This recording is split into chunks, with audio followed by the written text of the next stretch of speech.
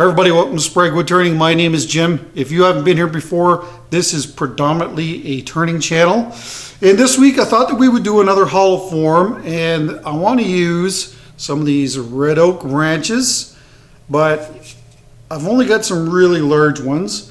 But all around these we're going to pack in these purple sand cherry branches, and that should give us a really interesting look, or at least I hope it does.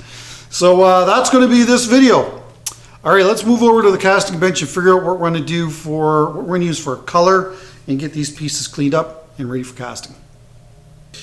All right, so I've cut these to length. The only thing that we need to do now is clean off kind of this lichen that you see here, or whatever this is. I think it's lichen. And the bark on these, I mean, it is on there solid, so I don't think there's, you know, any chance of it coming off. So I'm just going to cast it with the bark the way it is, but I may go around and have a look at some pieces that have some loose bark like that and hit them up on the wire wheel. So let's do that.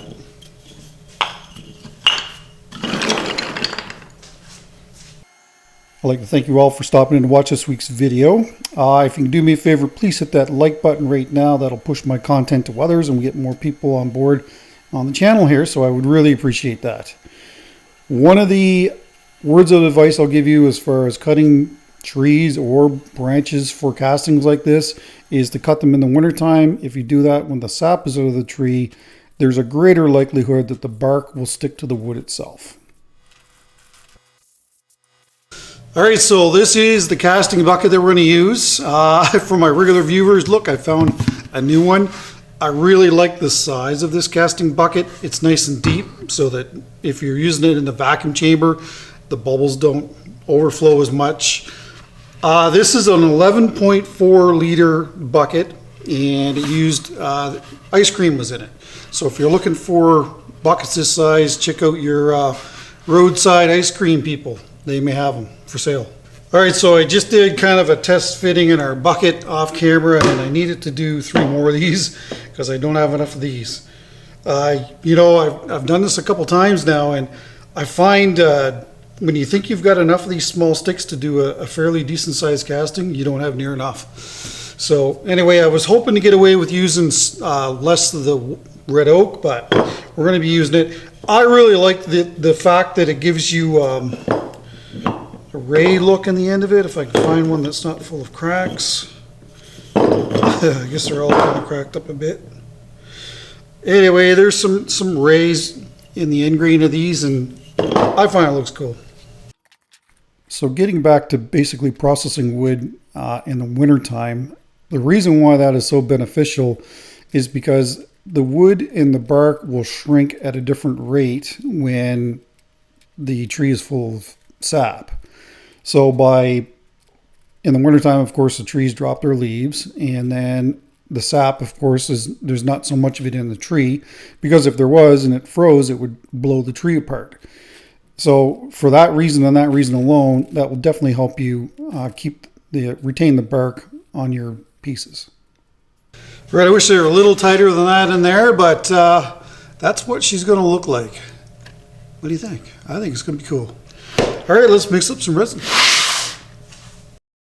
This week we're going to be using deep casting epoxy from Designer Epoxy. This casting I think is around 8 inches deep, so you definitely need a deep casting epoxy, and this is one of the best ones. Now, it's really important to mix your epoxy thoroughly.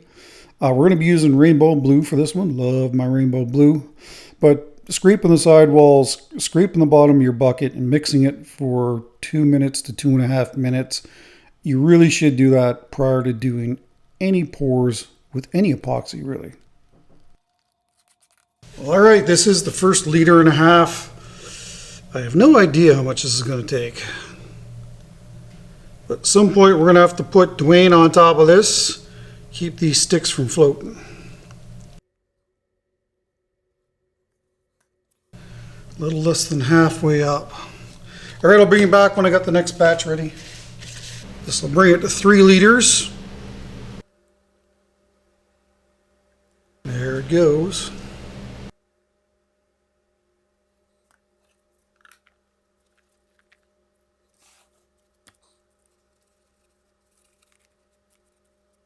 And this will bring it to 4.5 liters.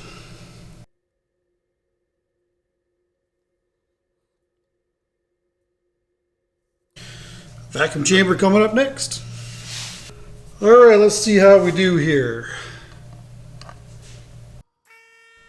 So I'm going to basically cover the reason why I'm doing this. Again, we got a whole bunch of new subscribers this past week. Thank you very much. And I realize that there's a lot of non-turners and non-woodworkers that watch my content that don't really understand what's going on here.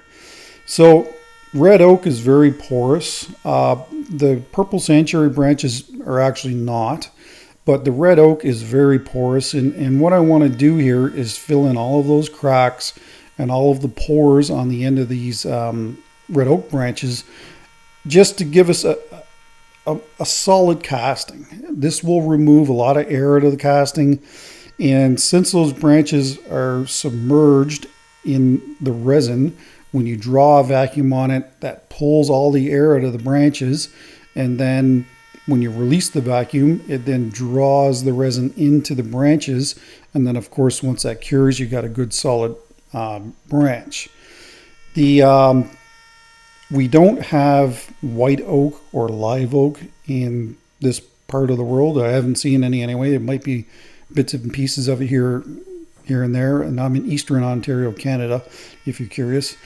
That would be great materials to cast with this as well. But all I really had was the red oak, and I do like the ray fleck on the end of the oak, so it adds to this piece.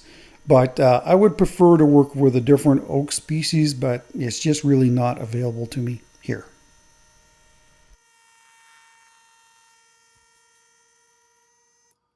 Well, that's about it. I can't pull full vacuum on it. It just keeps wanting to overflow. One thing about oak is very porous, so this doesn't really surprise me. What I'm going to have to do though is cut a bigger piece of MDF to fit in there, so that these sticks like this don't come sticking up when it goes in the pressure pot. Anyway, I'm just going to cycle this on and off for about another 15 minutes. Then this will go in the pressure pot. We'll see you guys in there in 3 days.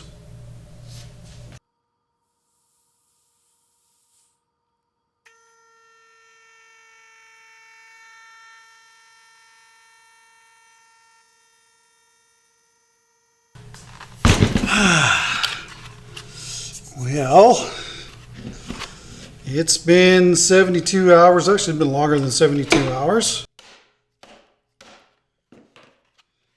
Get this out of here and see what we're looking at. I must say that I am expecting to see thermal cracking, but let's find it.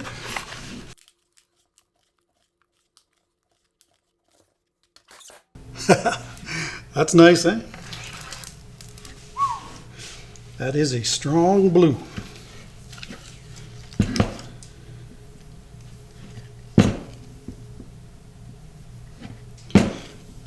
Well, there's no thermal cracking on the side. I wonder if we can pop that off and reuse it.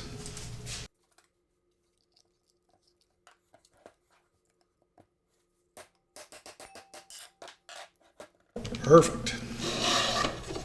Yeah, I don't see any thermal cracking.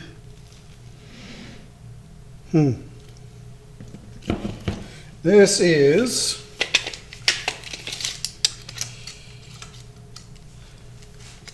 well, it started off at 8 inches, but it's 7 inches deep. So that's impressive. No thermal cracking that I can tell. It is pretty cool though. I like the way that it looks.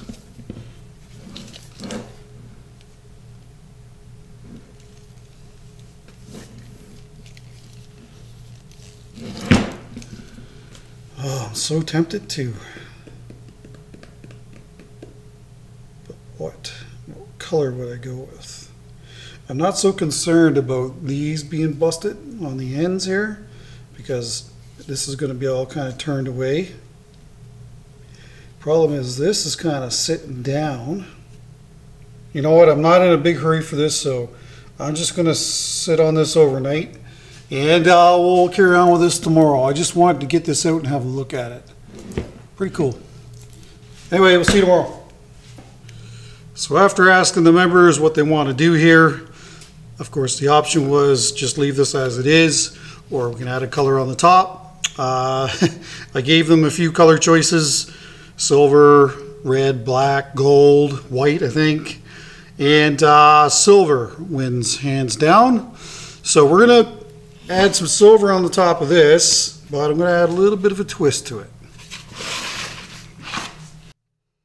So for this pour, we're going to be using art cast, and of course the reason for that is because we'll be able to carry on with this the next day. That's the beautiful thing about art cast, and it's good for 1 inch deep, so that's great. We're going to be adding some titanium silver, and this pigment, it looks like liquid silver. It really does. It almost looks like mercury, really. So it's a really true representation of silver, I find this anyway. Now, that silver alone would have been really super bright. So I thought that it was important to add maybe a little bit more rainbow blue with it when we cast it again. And then that way it'll help tie it all in better than just having that really strong in-your-face titanium silver by itself. All right, the plan now is to move these into my clean room where the heat is, and we'll get them up to temperature. I'm going to put the casting bucket inside the pressure pot, and when it's time to do the pour, it'll be in the pressure pot and ready to go. Shouldn't be too long. All right, we are at 52.2 Celsius, so we got to get pouring here.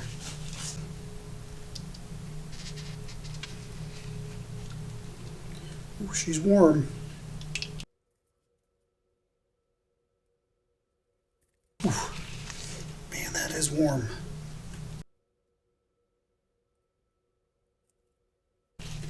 Ooh, I can barely hold on to that.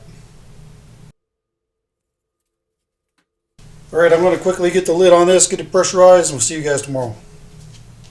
Well, okay, we had to do pictures here because we're selling the house, so I had to clean up the workshop, so I'll show you some progress on that.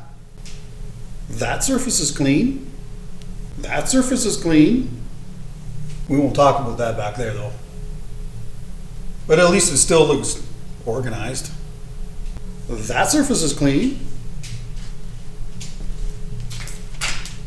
Can't have enough inlay materials. My clean room is clean. This took a full day to do. Look at it. Hasn't been this clean in a long time. And I actually took the belt sander and ground down my epoxy spill here. And along with that, I made a little battery shelf here for all the batteries that I use for all of my cameras. Actually, you probably can't even see that. There, that's what that looks like. And I still have these two pieces. Been so busy with the house and workshop. That is ready for its last coat of resin, and then it should be good to go. This, I just want to put another coat on and it's good to go. So I still have these two pieces. This surface is cleanish. It looks organized a bit anyway. And that is your shop update. 3 days probably to do this, just to make it respectable looking for pictures. So anyway, it's done now. Let's see if we can mess it up. Well, that's what we're looking at right now. I like it. It should all kind of blend in and look like it's supposed to be there. Let's get it out.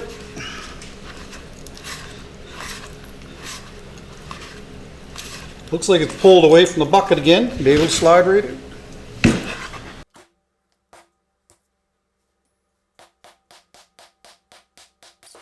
That was easy. Sorry to disappoint. Yeah, it's definitely going to be interesting looking, that's for sure.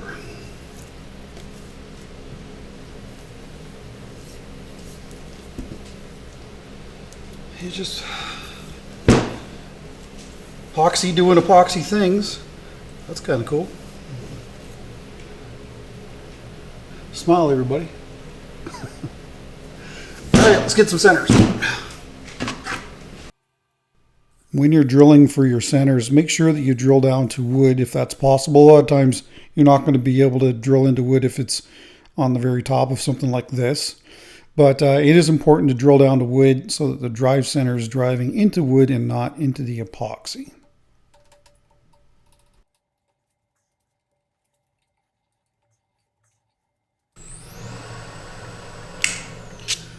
That'll do just nicely.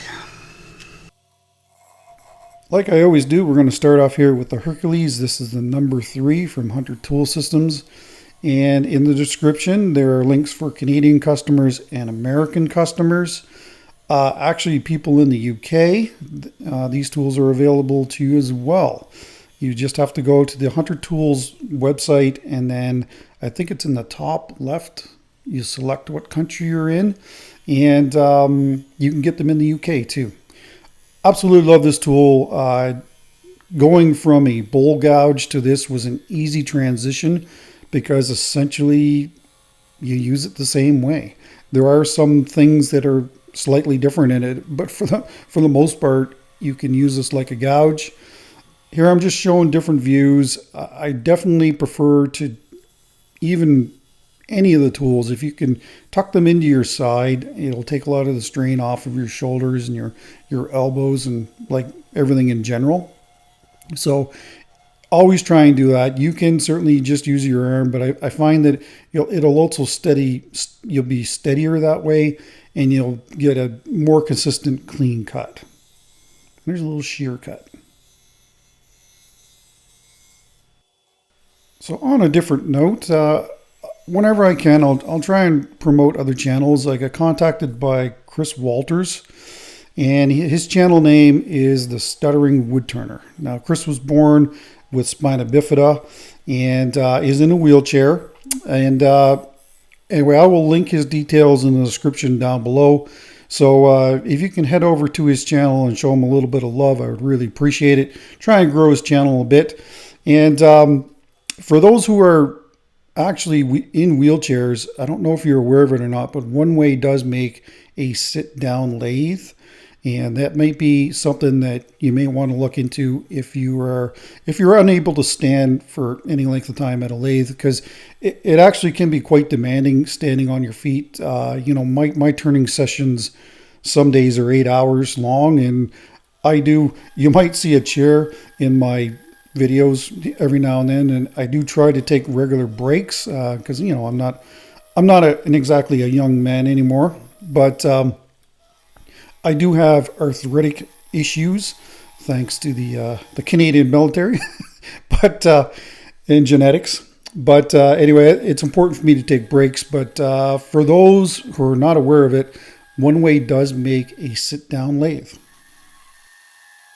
So the plan, like it usually is to strip off all this excess epoxy and essentially get rid of any areas that are not exactly the best. On the very bottom here, I'm trying to expose all of those branches, and on the top, just basically get rid of the majority of any low spots there may be in the epoxy. And then once that's done, I actually had a plan going into this. Well, it wasn't a concrete plan. I had kind of a vision in my head how I wanted this to look, and it pretty much turned out the way that I wanted it to. But you just don't know until you've got all the excess epoxy stripped off, because I could have cleaned that off in the bottom, and there could have been a big thermal crack there. So you don't know these things until you get rid of all that excess epoxy. And then, of course, you can adjust your design from there. But I did have a plan, and, if you've been around for a while, you know that that's not really the norm for me. Usually I like to put pieces on the lathe and just kind of wing it and see what it comes out of it. But I definitely did have a solid plan going into this. Shocking.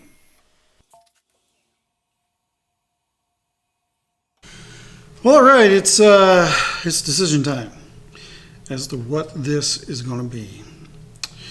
Now, when I initially poured this, I was going with hollow form all the way.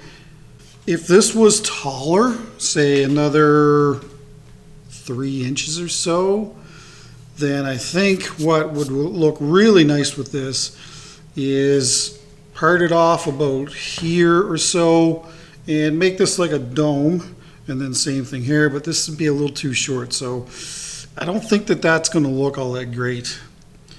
So I think what we're going to do is go with a hollow form. I must say that I really like this resin, because when the initial pour cured, of course there's little dips in amongst the sticks here, so you know that's going to show up. But unfortunately, in order to give this some style, we're going to lose the majority of this, but we'll still have it up here on the top, and with the blue it should tie in nicely. But anyway, that's my thought process on that.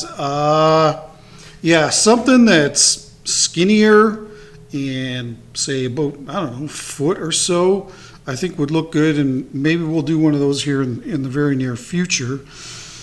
The one thing that I like about the purple sand cherry sticks is that I really don't see anything for pith at all. And the pith is, for those who don't understand what that is, it's the very, if this is the branch, the very center of that is called the pith. I keep forgetting that there's a lot of non-woodturners, woodworkers that watch my content. So that's the pith, and usually we don't want that in our work because it tends to crack, but in this case it's all, the grain is running in this direction, so we should be relatively safe there, and everything's been penetrated with the resin too, so it's not going to go anywhere, and it's not going to crack, I wouldn't think. So anyway, we got to taper this off. We'll do a foot. I just don't know. I want to use this to its most potential, but I'm not exactly sure where I want to go with that up here near the top anyway. Anyway, I'll think on it a little bit, and I'll get back to you. But it's definitely going to be a neat look. That is for sure. So you can tell that I'm still a little unsure of the design of what this is going to be. I know that it's going to be a hollow form. Doing the second pour with a different color complicates things, because now I'm trying to blend that in where it's not screaming in your face. Adding that blue will certainly help out. I could have just poured rainbow blue again, and because of the transition slope on the top part of this, you probably wouldn't have noticed that there was a second pour there. Maybe not. That's why typically when I do these second pours, that I find that it's best to go with a different color, and because a lot of times that witness line is there, and it just, to me, it does not look good. What helps, like I said earlier, was the little dips in the epoxy, so it's not a solid straight line. The one thing that I actually really hate about the look of this right now is how the sticks end on the very top, and then you've got the epoxy sitting above it. That hard line, I do not like that line. So, you know, regardless of what form this was going to be, I was going to shape that in to get rid of the majority of that look, because I just don't really like the look of it.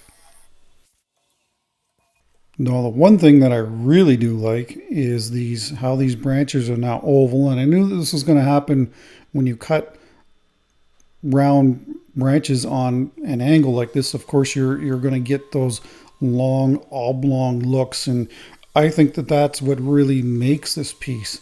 And I don't think it would matter what you've got in here for pieces of wood. They're all probably going to look the same. One species that would be difficult to work with would be sumac. Red sumac is what I have here on my property. And the pith in the sumac, of course, is very fragile. You can drive your fingernail into it quite easily. So that would be a tough one to work with.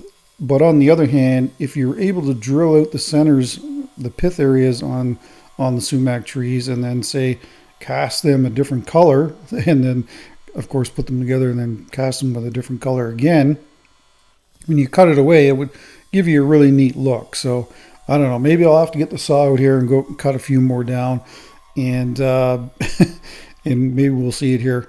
But I have done some other sumac on here, but for the most part, the pith area was filled, or there were really large pieces where it wasn't really such a problem. But I do find if you're using smaller sumac branches, it seems like the majority of the branch is pith. There's actually not a lot of real wood there. So, but again, you know, possibilities are endless when it comes to epoxy. The colors, it just brings things alive, and it allows you to be so creative. And you know, I know I've said this in the past. Like I'm so glad that I'm working with epoxy now, because it just gives you some really, really cool looking pieces.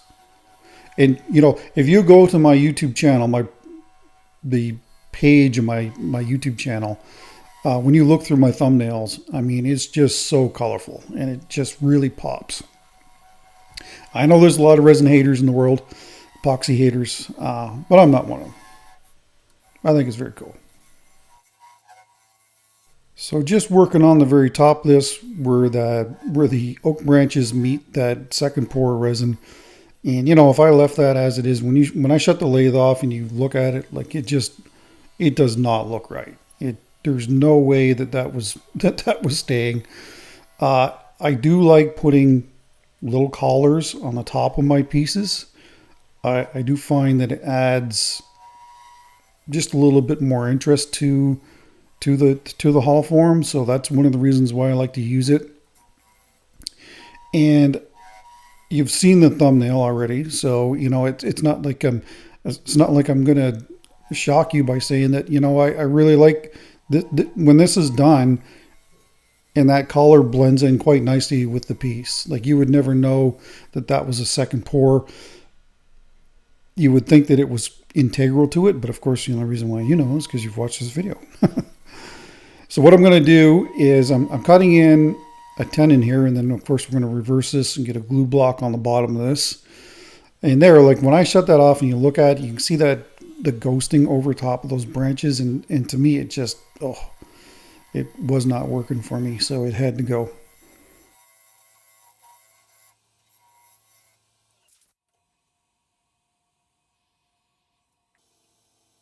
So in order to give this a little more style, I'm going to trim away a lot of the bottom part of this vase. That's going to give those branches even more elongation, if that's a word. And it should even look that much better.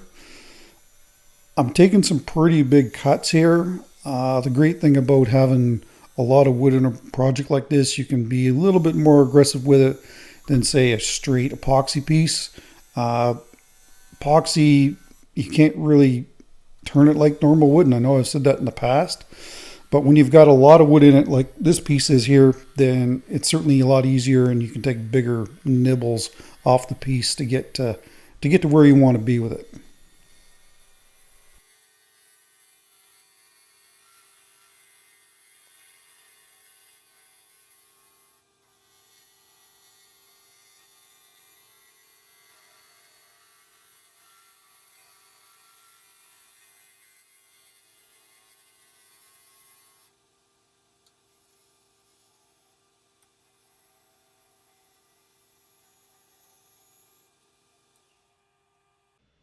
And right there, that's what I'm looking for. Absolutely love the look of that. Don't understand why some of the branches have more resin staining than the other ones. Might be possibly they were more rotten, possibly. But I do find that neat. Yeah, there's another real dark one. These are all purple sand cherry and red oak. So it's just epoxy doing epoxy things. And remember, the epoxy is always in charge. It doesn't matter what you do. Epoxy just seems to do really weird and wacky things, and it's interesting. I'll tell you right now, it definitely is interesting.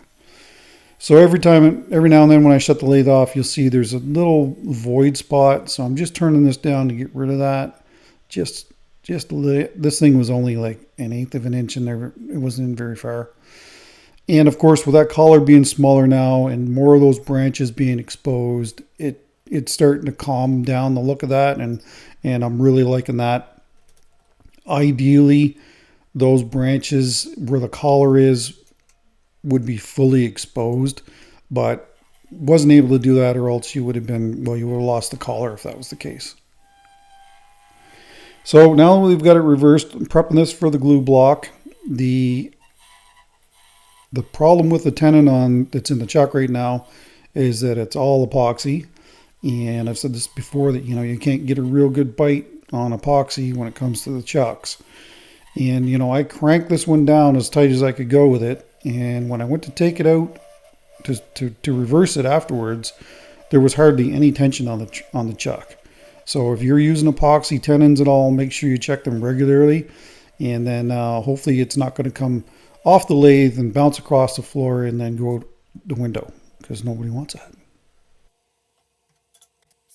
Just sanding the surface there with 60 grit to give the hot melt glue a good tooth to bond to. And there it is right there. And again, this week, this is an end grain piece that I've glued on. We need top up.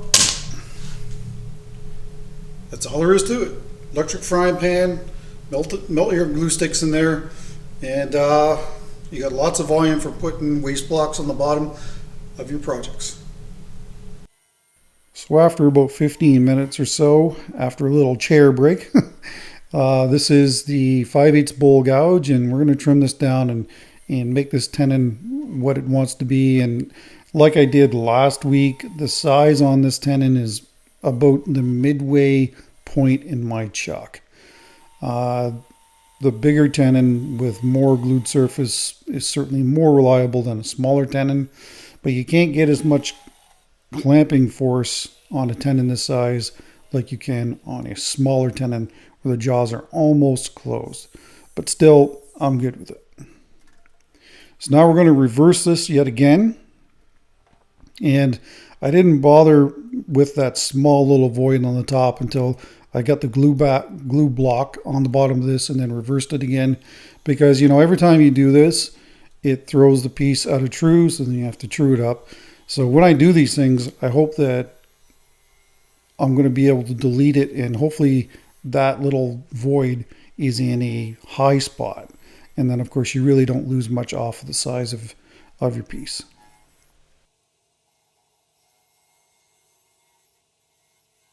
In order to drill this piece out, we're going to have to use a steady rest. So, of course, it's important that it's trued up on the very top of this piece as well, so the steady rest runs nice and smooth. And now the collar is smaller, and it will get smaller than what you're seeing here on the outside. It's all starting to tie in together, and the more I work on this piece, the more I'm really liking the look of it. So on to drilling. As you can see there, that's the 1 3/8 inch drill bit. This is a smaller opening than I typically go for. I think I go up to 1 3/4 inches. So I wasn't able to do any sanding on this piece. And in the future, I do plan on making these with smaller openings. That way they're more challenging to do and aggravating to do. But anyway, I'm working my way into smaller openings.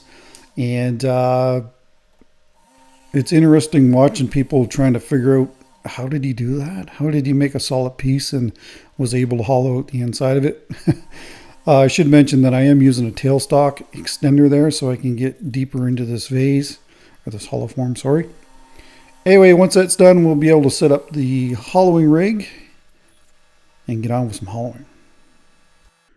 All right, we are getting ready here for hollowing, and I was asked to cover basically the setup of the one-way captive system that you're looking at right here from oneway.ca. It's not real complicated to set up at all. This is a 20-inch lathe. When the rig comes, it's adjustable for different size lathes, if you will. The important thing is to make sure that everything is level, just like it should be, right? So the boring bar itself is level.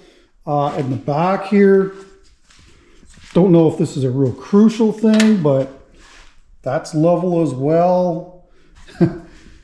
One of the things that can happen is if the rear support here, if it's too far back, the deeper you go into this vase, so you watch the back here, you know, I'm good, but if you start moving the rig in that direction, it can fall out of the support in the back. So make sure that you got a little bit of wiggle room so that doesn't happen. The other big thing is make sure you use a product like this. Spray down all the surfaces, anything where the metal is contacting each other, and it will just glide along as the name suggests. What else? Probably the biggest thing is to make sure that the cutter, and this is the CorePro cutter from Hunter Tool Systems, is at dead center or just slightly below. Like I'm talking a 64th of an inch, a half a millimeter below center or right at center, and then it should cut just perfectly fine. This is a modified setup. I've lengthened this so that it fits over top of the steady rest here. This is a homemade steady rest made by my son. And the laser right now is set at about, I don't know, close to an inch, somewhere around there. You get a better look at it there. And of course the idea is when that laser falls off the outside of the form here, then the distance between the cutter and the laser has been achieved. That's the way this works. So we'll close this up as we go. We'll stay with this for now, and we'll see how it cuts with this stuff. Should be fine. Yeah, I mean, square to the lathe bed, make sure all your surfaces are level, make sure the boring bar is level. So when I switch out to the smaller boring bars, I'll have to raise the tool rest, and everything should work just fine. All right, that's enough yakking. Let's start doing. With all that said, the leveling will get you in the ballpark. But, you know, when you're trying to set the height of the tool, I know that with my tool rest all the way down, I'm basically okay. Sometimes it maybe depend on the species that I'm cutting. I may have to just bump it up like just ever so slightly. But usually I don't have to lift the tool rest when I'm using this boring bar. So right now all I'm doing is opening up some space inside of this hollow form so we don't have to shut the lathe off so much. When you're down in the very base of pieces like this, and you know, it's virtually impossible to look inside of these things with just the small opening in the large boring bar. But you'll feel as you come across the bottom side of the form, there'll be a little hump. And you know that if you've got that hump, then in all likelihood, the height is not set correctly. So play with the height of the tool rest, and eventually you'll be able to get rid of the little nub, and everything will be great. All right, I've switched out to the bent boring bar. This is smaller. That's what it's set at there, probably 5/8 of an inch. Now, if you throw a level on this, it's not going to work for you. It's actually off a fair bit. And the reason for that is because this is taller in the back. So, you know, I'm not going to mess with this every time I switch out to a smaller boring bar because that's just pure crazy. So all I've done is I've taken a tape measure. So this is a 12-inch lathe. So on center will be 10 inches. So I've measured from the lathe bed to the very top of the cutter, and we're at 10 inches and just right around there. So, you know, the other thing with that is as this slides in further, then of course the cutter may dip down just slightly. And, you know, I'm talking 32nd of an inch, 16th max. So the other thing too is, and this is a little hard to get in there right now, but I'll see if I can swing it in here. That goes all the way to the very bottom. And I still got this here. Now you're not going to use that bent rig in the very bottom. It's just mostly going to be used in this area up here, and then I can switch back to the straight boring bar and probably do the rest of this, I'm thinking. So, you know, it's something that you're just going to have to play around with and see what's cutting well and see what's not cutting well, and whatever's cutting well, go with that. All right, let's get her done. And yes, that measuring principle can be applied to the large boring bar as well. I typically don't do it just because I know what my setup is. And once you know what your setup is, then you shouldn't really have too many issues using your rig. Here you can see the laser doing its job. It's coming across the top of this. I don't have the cutter pointed towards me yet. You'll see that, I think, in the next clip or the clip after this. I cut about probably 95% of the footage out of the inside hollowing of this piece.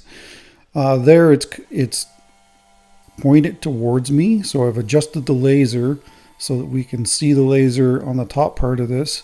And again, once that elongates and falls off of the top of the form, even though you can't see because my hand's in the way. Great camera work there, Jim. There's maybe I figured, oh yeah, you guys probably can't see anything, so I moved my hands. So now you can see the laser starting to disappear, and once it starts to disappear, then there's your wall thickness.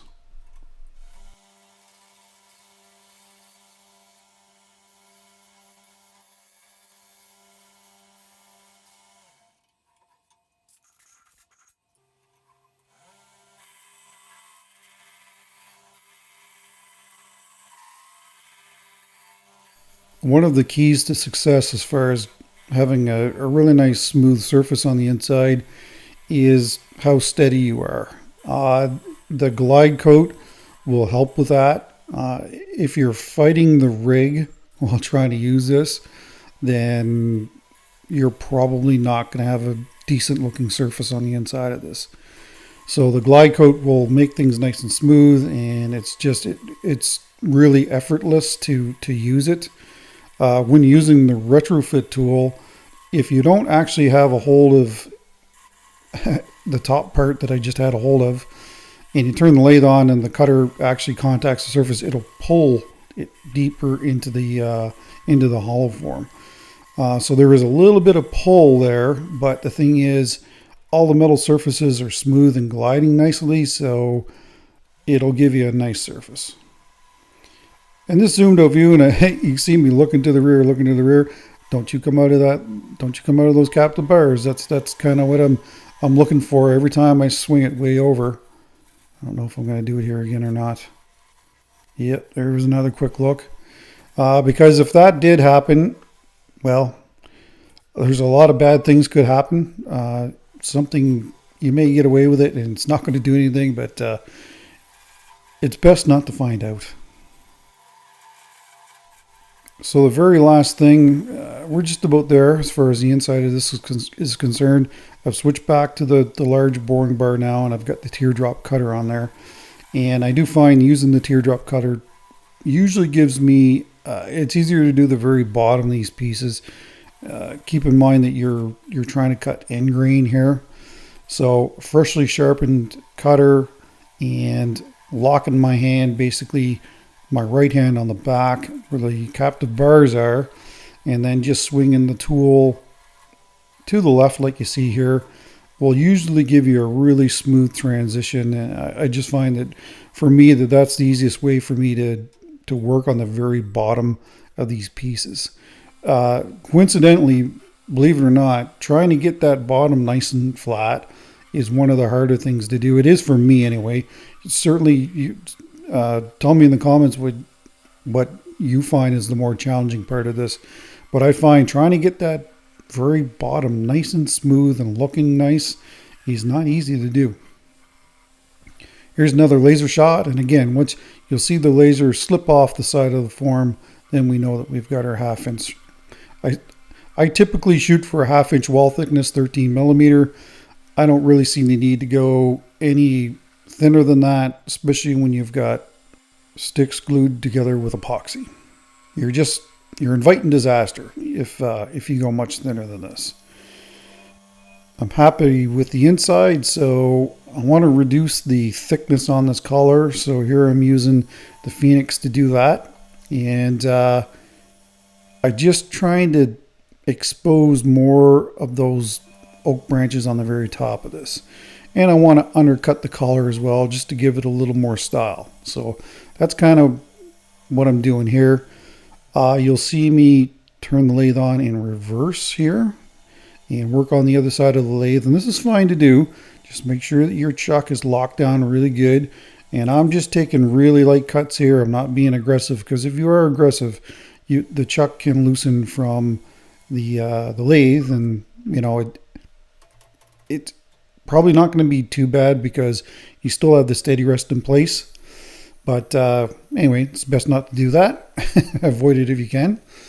So that's a cone that goes on my live center, and again, that cone and the live center comes from oneway.ca. And all I want to do here is just make sure that everything is running really nice and true before we start sanding.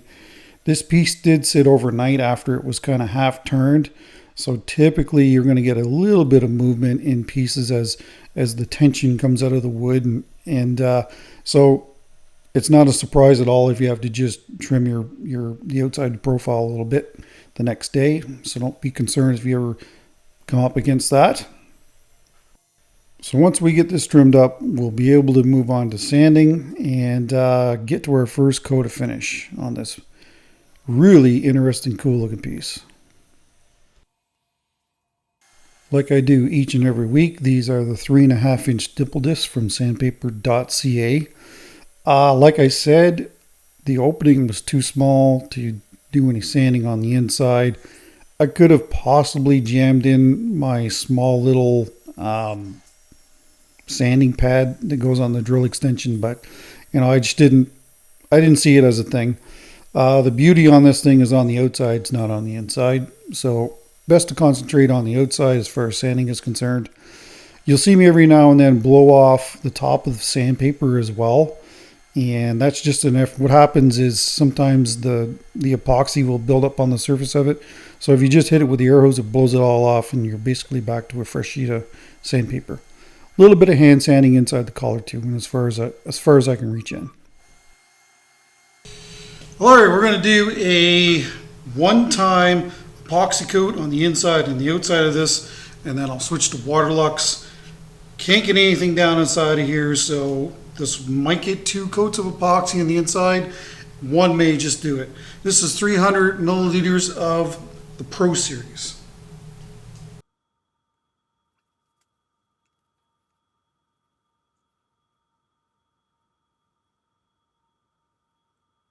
All right, I'm just going to let that sit for like 5 minutes and I'll be right back. So if you haven't seen me do this before, I'm using a silicone barbecue brush to apply this. Don't use a normal brush because the hairs will get pulled out of it and then they'll end up in your work.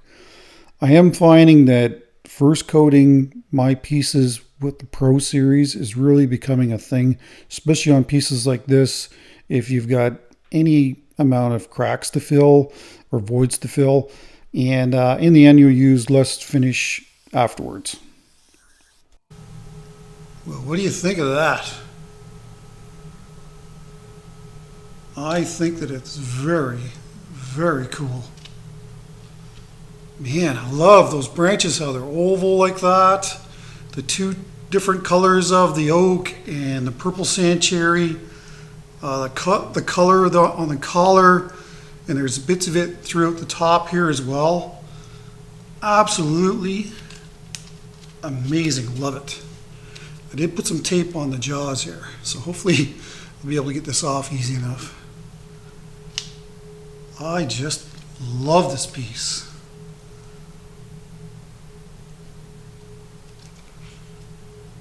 Let me know in the comments what you think about this. Beauty. All right, throw this back on the lathe and burn some more bowls off. Watch it for a little bit, and then it will go in my clean room. I can see bubbles coming already. One of the main reasons, I should explain why, the main reason why I did this is because on the top of this, there actually was a number of cracks that didn't get filled in. So that's one of the main reasons for doing this. So hopefully that'll fill those in nicely, and it looks like it has. But yeah, I definitely need to burn some more bowls off.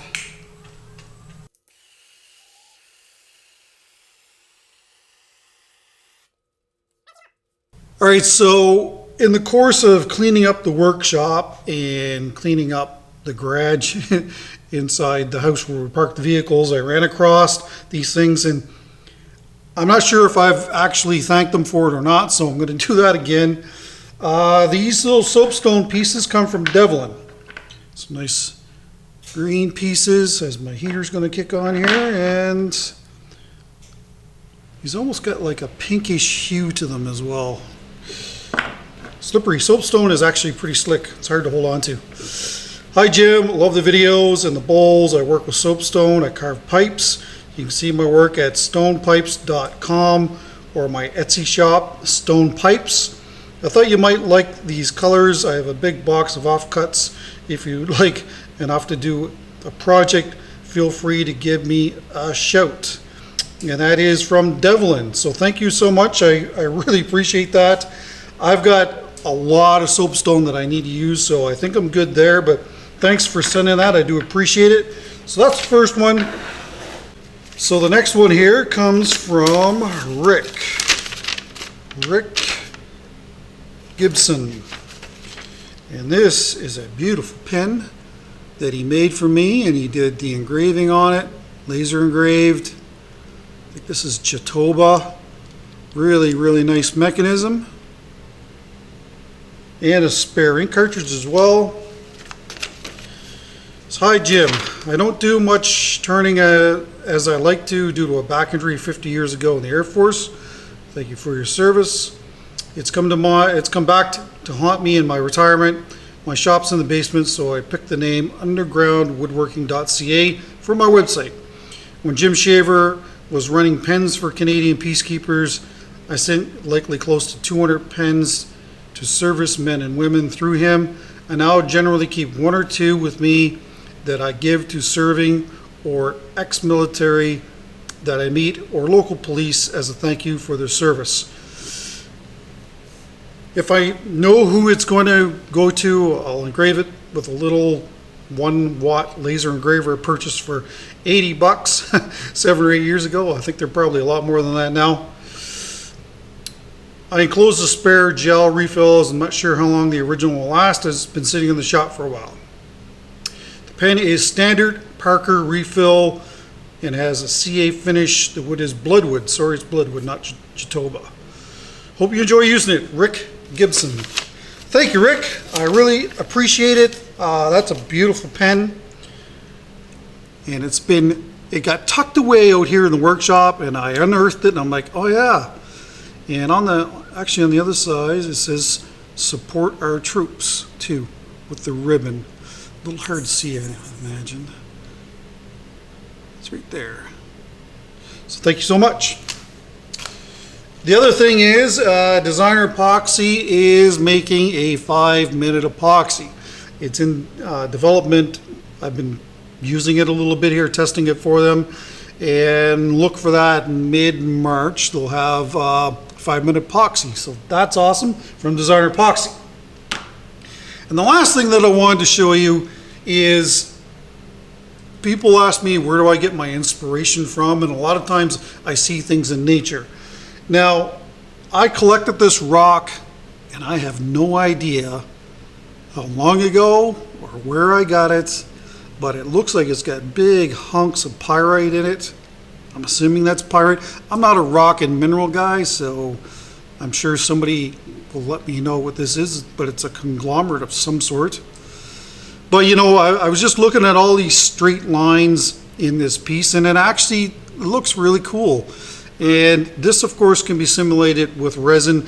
Pour some gold colored pieces and chop them into blocks and kind of space them throughout a casting. And you know, you might get the same sort of effect. But it was just a really cool looking rock, so I thought that I would show you guys. And this is kind of where some of the inspiration comes from.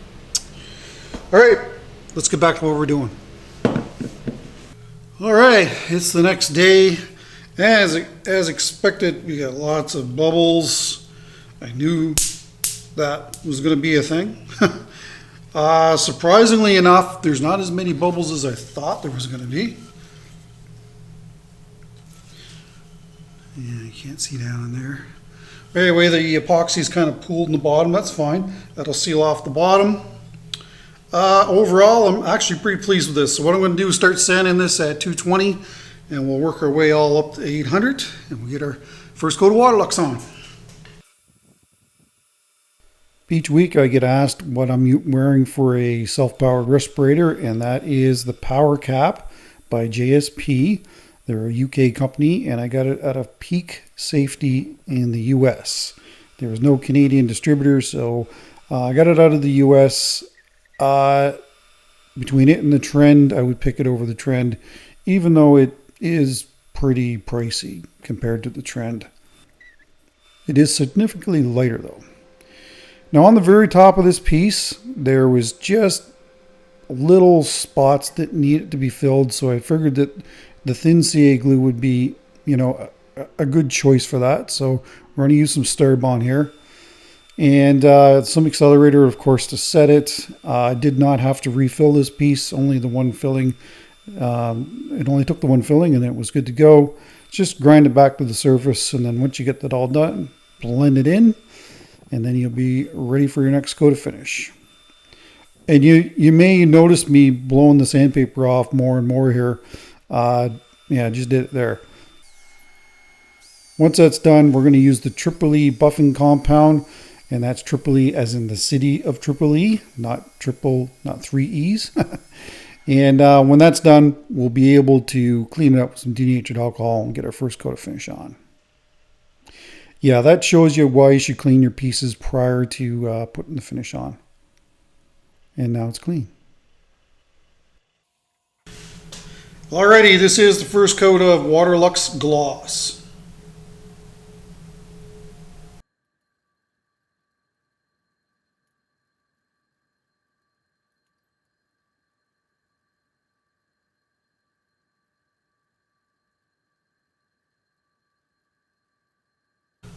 Well, what do you think? Man, I love this thing. Wishing that one piece on the top was a little bit larger, but it doesn't really mess with me all that much. Very, very cool. I got a funny feeling we're going to see a lot more of these.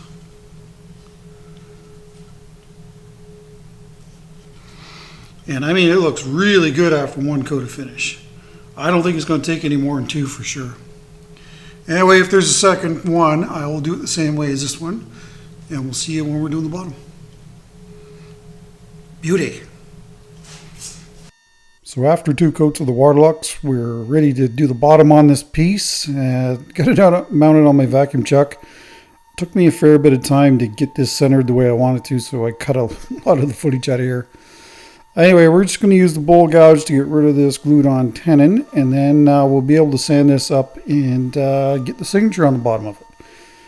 Alright, well thanks a lot for watching the video. If you've made it this far, I really do appreciate it. This is a really beautiful piece and I'm very happy with it. Even with all the cracks and the little imperfections, I think that this is one of the nicest things I've made to date. Anyway, leave a comment down below and let me know what you think.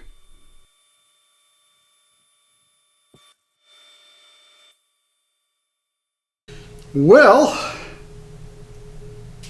this is awesome.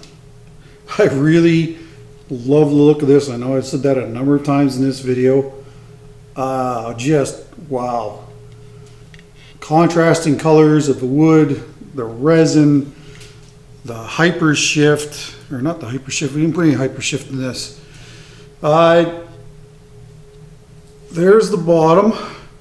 And as per normal, I'm running out of time, so it's Thursday and I got to get this done and get it uploaded. It's really, really cool piece. It looks bigger than this, but it's 8 inches across at its widest point and 8 inches tall, and about a ½ inch in thickness. And but it looks bigger than this. I don't know why, but it does when I'm holding it anyway. I definitely will be seeing more of this in the future. Just a really cool, fun project. And I really like the shape of this as well. We'll probably be seeing more of these in the future. Just the top part of this is just so cool. Bottom as well. Just fantastic. Anyway, let me know in the comments what you think about this beauty, and this is for sale. If you're interested, send me an email to spraguewoodturning@gmail.com and I will disclose the price then. But I absolutely love this, and hopefully the new owner will as well. Don't forget to put designer epoxy in the comments down below to be entered into the next draw, and of course that's only open to people that are in continental USA and Canada. But by using my code InlayGem with designer epoxy, you're going to get 10% off your order, free shipping within continental USA and Canada, and not 5 free color bags, 10 free color bags now. Gabriel told me that there a couple days ago. So that's an awesome deal. If you've been waiting to try designer epoxy, now's the time. Along with that, all my other sponsors down in the description, their links to their website is there, and just head on down there and put some money back in your pocket. And I should also mention that there are Amazon links down there as well for a lot of the project or a lot of the things you see me use here in the workshop. So by clicking on those links and going to Amazon, you're helping out the channel as well. So thanks a lot for that. My analytics tell me that the majority of people that watch my content are not subscribed to my channel. So that would be absolutely awesome if you can hit that subscribe button. If you're watching my content, you should be subscribed anyway. And of course, don't forget your bell notification as well. Next week, I'm not going to spoil it. I've got a vision in my head. It's already in the pressure pot. I don't know. Hopefully I can get the vision out of my head onto the lathe, and we'll make something really cool next week. So please come on back for that. All right, take care, stay safe, don't forget the bell. Please share my videos with your friends. That is the largest way for me to build my presence here on YouTube. And of course, that thumbs up. That thumbs up is so critical as well. See you next week.